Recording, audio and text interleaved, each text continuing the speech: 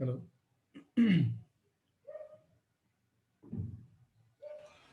Yes sir.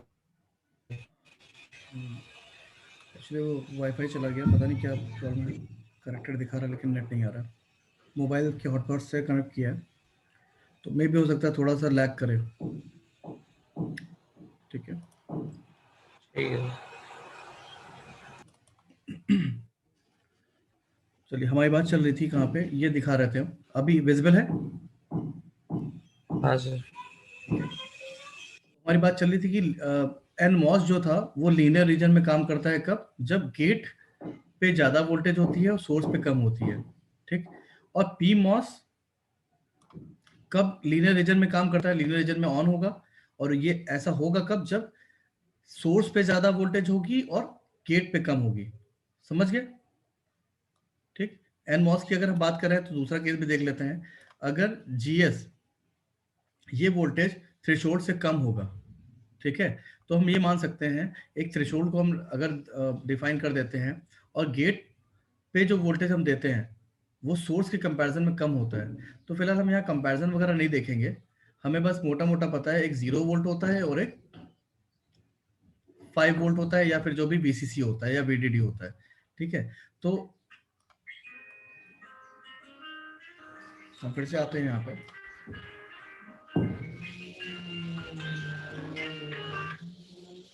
ठीक है। अब देखिए, पहले हम क्या दे रहे हैं, ए इज इक्वल टू 0, मतलब हम लो वोल्टेज प्रोवाइड कर रहे हैं। ठीक। ए इज इक्वल टू 0 देने का मतलब है हम लो वोल्ट प्रोवाइड कर रहे हैं। लो वोल्टेज क्या होगा? 0 वोल्ट हम मान लेते हैं। तो 0 वोल्ट अगर हम गेट पे दे रहे हैं, ठीक है, तो वो क्या हो जाएगा? ऑफ हो जाएगा। ठीक। ये एनमॉस काम तब करेगा, ये कंडक्ट तब करेगा जब हमारा इस गेट पे हाई वोल्टेज रहेगा। बस इतना समझो। 0 वोल्ट रहेगा, लो वोल्टेज रहेगा, तो ये काम नहीं करेगा। और अगर हाई रहेगा तो ये काम करेगा, कंडक्ट करेगा। ठीक है। समझ गए? Short yes sir. सर्किट या ओपन सर्किट बन जाएगा। तो अभी इस केस में क्या है, यहाँ पर 100 किलो ओम है। क्यू हमने बता दिया कि ऑफ है पहली कंडीशन में।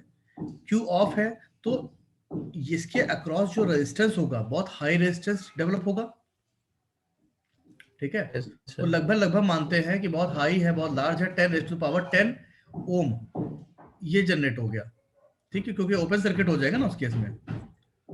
ठीक। तो लेकिन प्योरली ओपन सर्किट होता भी नहीं है, लेकिन बहुत हाई रेजिस्टेंस होता है, तो उसमें फ्लो नहीं होगा करंट का। तो V not is equal to उसी वाले रूल से जो हमने पोटेंशियल डिवाइडर दिखाया है, उससे हमने क्या निकाला?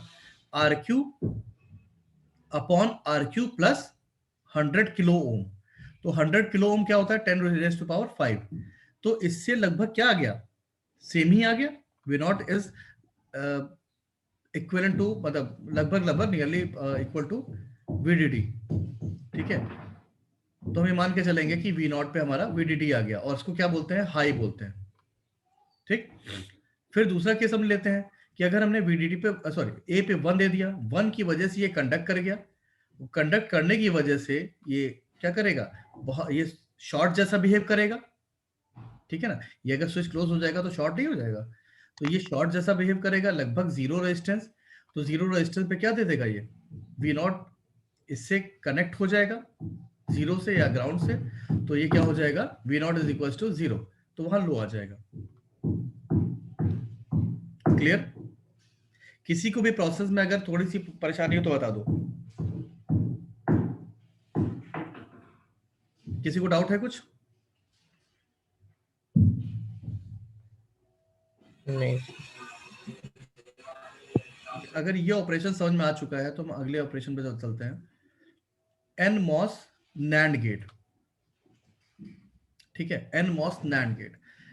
नैंड में क्या होता है कि अगर हम लोग देखिए, ये अगर सर्किट डायग्राम देख लीजिए, तो यहाँ हम सप्लाई दे रहे हैं, फिर एक रेजिस्टेंस लगा हुआ है, फिर ये एक, दोनों को हम कैस्केड में करेंगे, क्योंकि एंड जो होता है, एंड क्या देता है? कैस्केड में होगा तभी इफेक्टिव होगा। और क्या होता है? और में हम पैरेलल में लगाते हैं दोनों स्विचेस, कि दोनों में से अगर एक भी ऑन हो गया तो चल जाएगा काम। लेकिन एंड के केस में हमें दोनों को कैस्केड करना पड़ता है, और दोनों को ही ऑन करेंगे तभी हमारा काम चलेगा, तभी कनेक्शन होगा। तो यहाँ देखिए, अगर हम 0 0 लेते हैं तो 0 0 पे दोनों क्या रहेंगे? डिस्कनेक्टर रहेंगे। आउटपुट क्या आएगा, आउटपुट VDD आ जाएगा। ठीक है, तो 0 0 पे 1 आ गया।